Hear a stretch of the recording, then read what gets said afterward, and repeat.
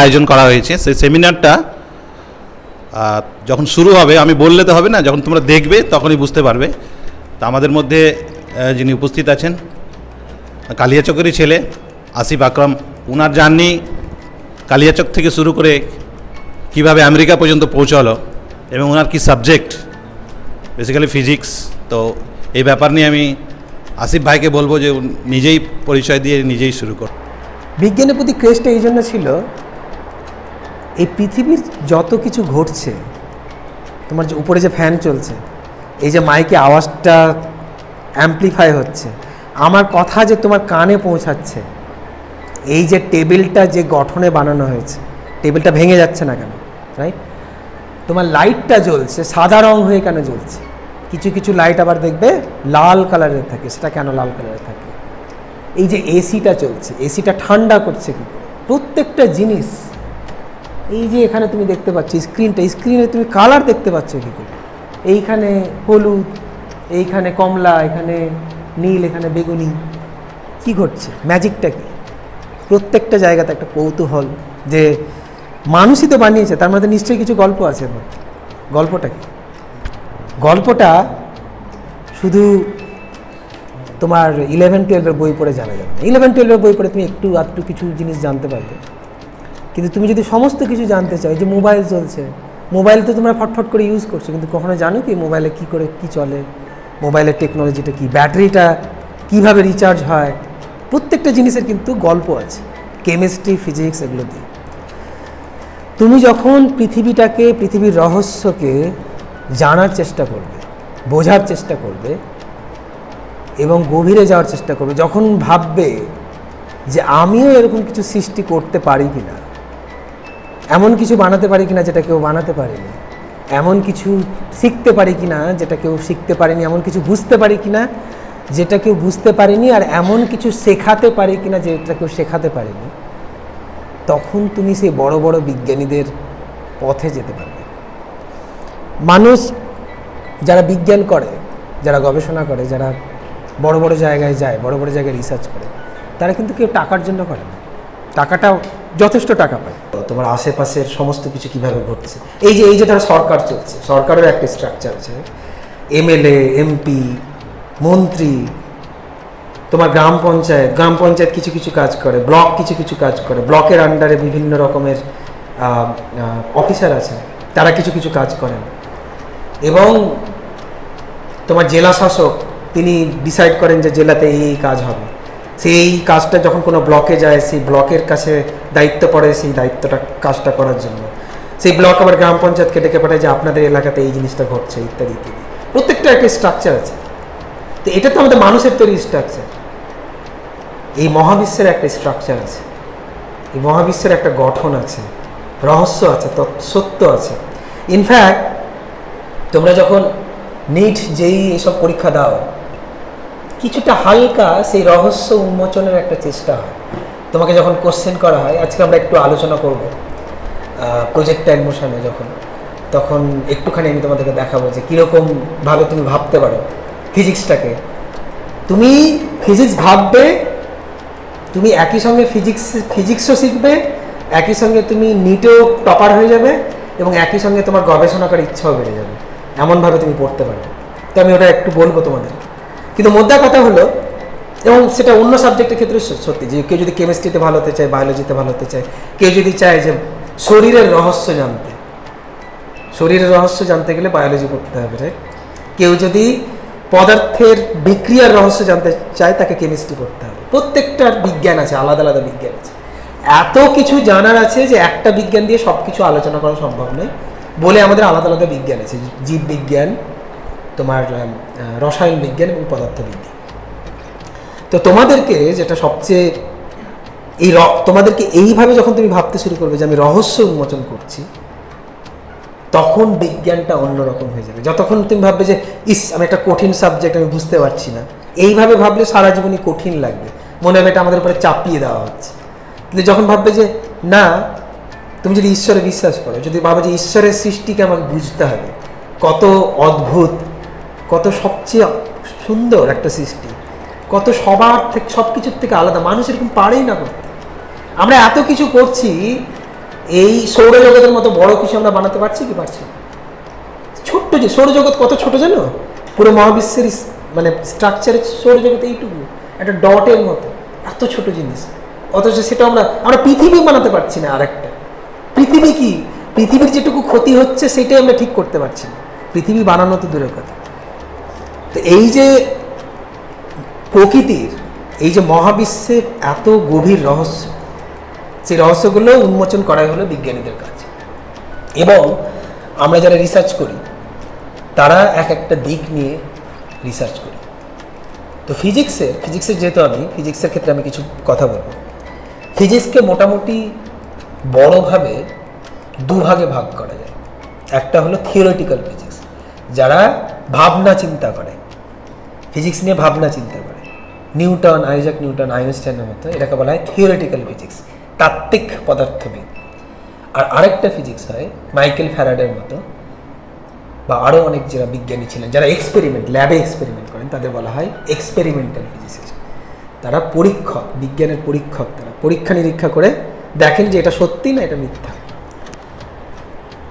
তো এইটা হলো একটা দিক। তুমি বিজ্ঞানের চিন্তা ভাবনার দিকেও যেতে পারো গবেষণা করার ক্ষেত্রে, এবং তুমি আবার পরীক্ষা নিরীক্ষা ল্যাবেও যেতে পারো।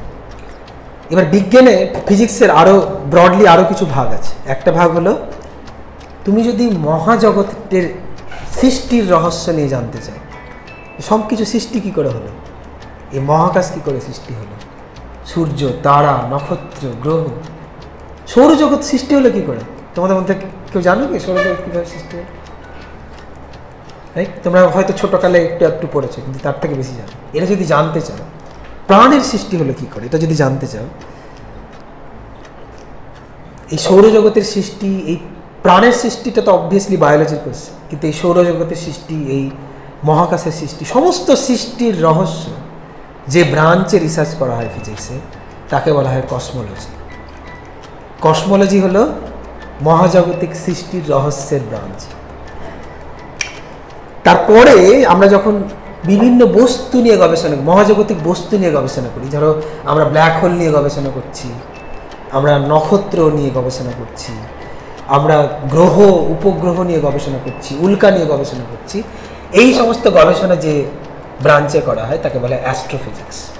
অ্যাস্ট্রোফিজিক্সে মহাজাগতিক সমস্ত বস্তুর, মহাজাগতিক যত কিছু সৃষ্টি আছে তার রহস্য, তার সৃষ্টির রহস্য করি না আমরা, সৃষ্টির রহস্য কসমোলজি, কিন্তু সৃষ্টি হওয়ার পরে তাদের প্রপার্টি কেমন, তারা কিভাবে টিকে থাকে, তাদের ফেট কি, তারা ধ্বংস হয়ে যায় না থেকে যায়, না তাদের কালার চেঞ্জ হয়ে যায়, সমস্ত উদ্ভাবন কি করা হয়, কি করে ওরা চলে, কি করে শেষ হয়, কি করে ব্ল্যাক হোল শেষ হয়ে যাবে, এই সমস্তগুলো আমরা যখন অ্যানালাইসিস করি সেটা অ্যাস্ট্রোফিজিক্স। অ্যাস্ট্রোফিজিক্সের একটা পার্ট হলো যে আমি দূরবীন নিয়ে দেখব, এটাকে বলে অবজারভেশনাল অ্যাস্ট্রোনমি। এটাতে আমরা দেখি যে কত দূরে এই তারাটা আছে, কখন ওটা তৈরি হয়েছে তারা। যখন আমরা এই এক্সপেরিমেন্ট করে দেখি মহাজাগতিক বস্তুকে, সেটা হলো অ্যাস্ট্রোনমি। তিনটা হলো কসমোলজি, সমস্ত কিছুর সৃষ্টির রহস্য; অ্যাস্ট্রোফিজিক্স, সমস্ত মহাজাগতিক বস্তুর রহস্য; আর অ্যাস্ট্রোনমি, তাদেরকে মাপা, তাদের দূরত্ব, তারা কত দূরে আছে, তারা কিভাবে বাড়ছে না কমছে, সব কিছু। এই যে ব্ল্যাক হোল, দুটো ব্ল্যাক হোল মার্জার হয়ে গেল, তোমরা পড়েছো কিনা নিউজ পেপারে, সেইটার আমরা লাইগোতে গ্র্যাভিটেশনাল ওয়েভ দেখলাম, এগুলো সব কিন্তু অ্যাস্ট্রোনমি। অ্যাস্ট্রোনমি অনেক ভাগ আছে, আমি ভাগে যাচ্ছি। তুমি যদি দেহের মধ্যে, আমাদের মানব দেহের মধ্যে ফিজিক্সের রহস্য বার করতে চাও, মানুষের দেহের মধ্যেও ফিজিক্স আছে। এই যে রক্ত চলাচল হচ্ছে, এটা ফ্লুইড মেকানিক্স। ফ্লুইড এটা তরলের চলন গমন যে হচ্ছে, রক্তের যে সম্প্রসারণ হচ্ছে, রক্ত যে এক জায়গা থেকে এক জায়গাতে সরণ হচ্ছে, এইটার রহস্য ফ্লুইড মেকানিক্সে আছে, ফিজিক্স। তো শরীরের মধ্যে যাবতীয় বস্তুর ফিজিক্স আছে। এই যে একটা কোষ থেকে আরেকটা কোষে খাদ্য সরবরাহ হচ্ছে, এটার একটা ফিজিক্স আছে, এটাকে বলে মোটিলিটি বা ট্রান্সপোর্টেশন যে হচ্ছে, এগুলোরও ফিজিক্স আছে। এই যে ক্যান্সার হচ্ছে, ক্যান্সারে মানুষ কেন মারা যায় জানো? কখন মারা যায় ক্যান্সারে? না, ধরো এখানে টিউমার হলো, মরে যায় না মানুষ? না, মরবে না, এখানে মরবে না, এটার জন্য কেউ মরে না। টিউমারটা থেকে যখন প্রাইমারি সেল থেকে তোমার টিউমার সেলগুলো অন্য জায়গায় যখন চলে যায়, অন্য জায়গায় ছড়াতে শুরু করে। কেন ছড়ায়? এখান থেকে কেন চলে যাচ্ছে? এটার অ্যান্সারই কিন্তু ফিজিক্সে আছে। ফিজিক্সে যারা গবেষণা করে তারা এটা বের করতে পারবে যে ডিফিউশন কী করে হচ্ছে, এক জায়গা থেকে আরেক জায়গায় কেন চলে যাচ্ছে সে। তো যারা দেহের ভেতরের ফিজিক্স নিয়ে গবেষণা করে, এই যে অ্যালজাইমার্স হয়ে যাচ্ছে, ডিমেনশিয়া, এই যে মানুষের মাথার রোগ হয়ে যাচ্ছে, বা পার্কিনসন্স হয়ে যাচ্ছে, দেখবে অনেকে বুড়ো বয়সে কাঁপে, এবার কাঁপে, দেখবে তোমাদের এলাকায় দেখবে কেউ না কেউ থাকবে যে কাঁপছে বুড়ো বয়সে, কিন্তু স্থির থাকতে পারছে না, সবসময় কেঁপে যাচ্ছে, পার্কিনসন্স হয়ে গেছে। এটা পার্কিনসন্স হয় যখন একটা প্রোটিন অ্যাগ্রিগেট করে, এটাও কিন্তু ফিজিক্স দিয়ে ব্যাখ্যা হয়।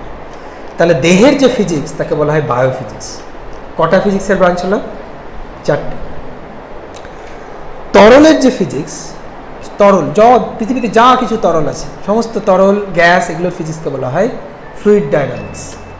আর যদি আমি জল নিয়ে করি শুধু, সেটাকে বলা হয় হাইড্রোডাইনামিক্স। ফ্লুইড ডায়নামিক্সের একটা পার্ট হলো হাইড্রোডাইনামিক্স। আর আমি যদি বাতাস নিয়ে করি, মানে উড়োজাহাজ যাচ্ছে, এই যে টার্বুলেন্স হয়ে অনেকজন মরে যাচ্ছে, বা উড়োজাহাজ বাতাসের সাথে ধাক্কা খেয়ে অ্যাক্সিডেন্ট হয়ে যাচ্ছে, বা বাতাস, এই সমস্ত যখন আমরা, মানে বাতাসের মধ্যে আমার উড়োজাহাজটাকে কীভাবে স্টেবল করতে হয়, এই সংক্রান্ত যে স্টাডি, সেটা বলে অ্যারোডাইনামিক্স। তাহলে ফ্লুইড ডায়নামিক্সের দুটো ভাগ, হাইড্রোডাইনামিক্স জল নিয়ে, বাতাস নিয়ে, অ্যারোডাইনামিক্স। আর আমি যদি অ্যাটমসফিয়ারকে নিয়ে রিসার্চ করতে চাই, অ্যাটমসফিয়ার কীভাবে চেঞ্জ হচ্ছে, ক্লাইমেট কীভাবে চেঞ্জ হচ্ছে, কোথায় টেম্পারেচার কেন বাড়ছে কমছে, ইত্যাদি ইত্যাদি, সমস্ত কিছু জানতে চাই আমি, আমার জানার খুব ইচ্ছা।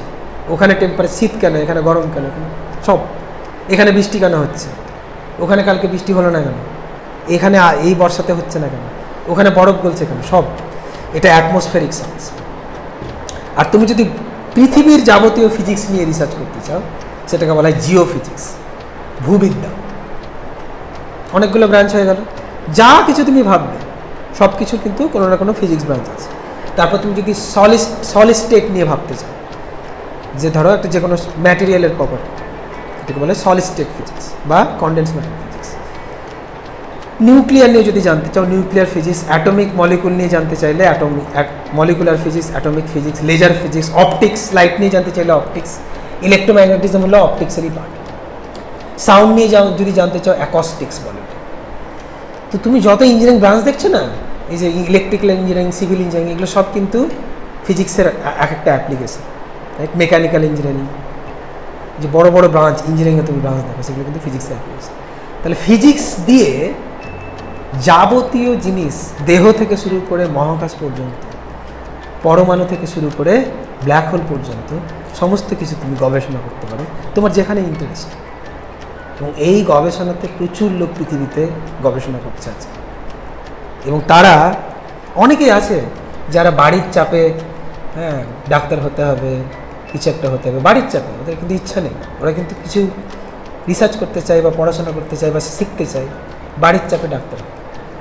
তো এটাই আমি বলবো যে অবশ্যই তুমি পড়াশোনা করো, পড়াশোনা করলে তো তোমার সবই হবে, নিটও হবে, তুমি রিসার্চও করতে পারো, ফলে পড়াশোনাটা তোমাকে করতে হবে। কিন্তু নিট না হলে আমার জীবন শেষ, এটা না। বা নিট করলেই শুধু জীবন হবে, এটা। তোমার যদি গবেষণা করার ইচ্ছা হয়, অনেক অনেক রাস্তা খোলা। আমাদের দেশে, শুধু আমাদের দেশে তো রিসার্চ হয় না, ইউরোপে রিসার্চ হয়, আমেরিকায় রিসার্চ হয়, সমস্ত দেশে রিসার্চ হচ্ছে। তোমার সেই রাস্তাগুলো তোমাকে আমি কিছুটা বলবো। তো তোমাদের মধ্যে যদি কেউ ফিজিক্স, কেমিস্ট্রি, বায়োলজি, ম্যাথ এগুলো নিয়ে রিসার্চ করতে চায়, বিশেষ করে ফিজিক্সের ক্ষেত্রে, প্রথম যেটা কাজ হবে গ্র্যাজুয়েশনের ক্ষেত্রে, খুব ভালো কলেজে ঢোকা। আমি নিট পেলাম না বলে আমি যেমন তেমন একটা কালীচক কলেজে ঢুকে গেলাম, গৌরবঙ্গ কলেজে ঢুকে গেলাম, ওইটাই দিয়ে কিন্তু রিসার্চ হবে না। হবে, গ্র্যাজুয়েশন হয়ে যাবে, ডিগ্রি হয়ে যাবে, কিন্তু রিসার্চ হবে। খুব ভালো কলেজে ঢুকতে হবে, সেন্ট জেভিয়ার্স কলেজে ঢুকতে পারো, আইজার কলকাতায় ঢুকতে পারো, আইআইটিতে ঢুকতে পারো। ওগুলোতে না পেলে তখন প্রেসিডেন্সি, যাদবপুর, এগুলোতে তুমি ঢুকতে পারো, ঠিক আছে? তাহলে তোমাকে খুব ভালো একটা কলেজে ঢুকতে হবে। সেই কলেজগুলো কী কী, তাদের লিস্ট তোমরা চাইলে তোমাদের স্যাররা দিয়ে দেবে, ঠিক আছে?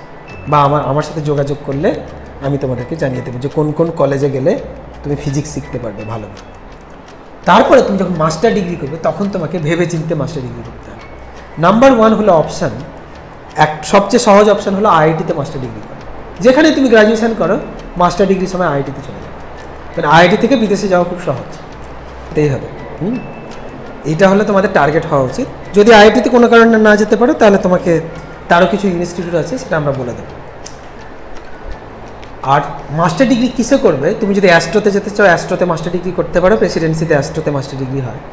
তুমি যদি জিওফিজিক্স করতে চাও, আইআইটি বম্বেতে জিওফিজিক্স হয় মাস্টার ডিগ্রি। ক্লাইমেট সায়েন্সের মাস্টার ডিগ্রি অনেক জায়গায় হয়। তো তোমাকে দেখতে হবে স্পেশালাইজড ফিল্ডগুলোতে। ইলেকট্রনিক সায়েন্সে যদি যেতে চাও, ক্যালকাটা ইউনিভার্সিটিতে ইলেকট্রনিক সায়েন্সে মাস্টার ডিগ্রি হয়, রাইট? বায়োফিজিক্সে যদি যেতে চাও, কল্যাণ ইউনিভার্সিটিতে বায়োফিজিক্স আছে, ক্যালকাটা ইউনিভার্সিটিতে বায়োফিজিক্স আছে, সাহা ইনস্টিটিউটে বায়োফিজিক্স আছে। তো এরকম তোমাকে কিছু কিছু জায়গা জানতে হবে যে কোথায় কোথায় সেই ফিল্ডগুলোতে ভালো রিসার্চ হয়। তারপরে মাস্টার ডিগ্রি হয়ে গেলে বলবো যে আনলেস তোমার টাকার খুব প্রবলেম, মানে তুমি হয়তো অ্যাপ্লাই করতে পারবে না বিদেশে। বিদেশে অ্যাপ্লাই করলে 1 লাখ টাকা খরচ হয়, আর বিদেশে যেতে আবার 1 লাখ টাকা খরচ। তো এই যে তোমার যদি টাকা না থাকে সেই টাকাটা, তখন তুমি পিএইচডিটা ইন্ডিয়াতে করে বিদেশে পোস্টডকে যেতে পারো, অথবা তোমার কাছে যদি সেই সামর্থ্য থাকে বিদেশে চলে যাও। গবেষণার পরে তোমার লাইফে অনেক অপশন। আমেরিকায় তুমি যদি ভালো গবেষণা করো, ক্যান্সার নিয়ে গবেষণা করছো, তোমাকে একটা বড় কোম্পানি ডেকে নেবে। তুমি গবেষণা, তোমার মজার আনন্দের লাইফটাও থাকবে, গবেষণার লাইফটা, প্লাস তোমার ইনকাম হিউজ, যতটা তুমি চাইবে ততটা থাকবে। সো পয়েন্ট হলো যে নিটটা জীবনের শেষ নয়, নিটটা জীবনের শুরু। নিটটা জীবনের শেষ নয়, নিটটা জীবনের শুরু। এই যে নিটের পড়াশোনা তোমরা করছো, এটা জীবনের শুরু। এই শুরুর শেষ ডাক্তারও হতে পারে, এই শুরুর শেষ একটা বিজ্ঞানীও হতে পারে। যারা ক্যান্সার নিয়ে রিসার্চ করছে তারা তো বিজ্ঞানী, তারা তো মানুষকে বাঁচাচ্ছে। তুমি যদি ক্যান্সারের আবিষ্কার করে দাও টিকা, তোমাকে নিয়ে যে লেভেলের হইচই হবে সারা পৃথিবীতে কল্পনা করতে পারবে।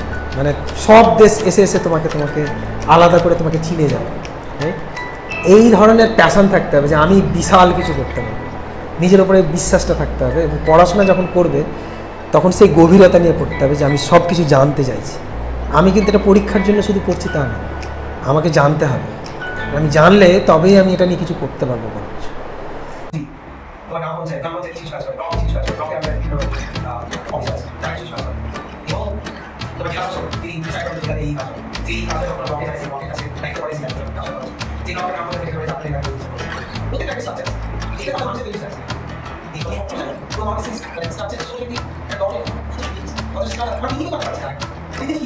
What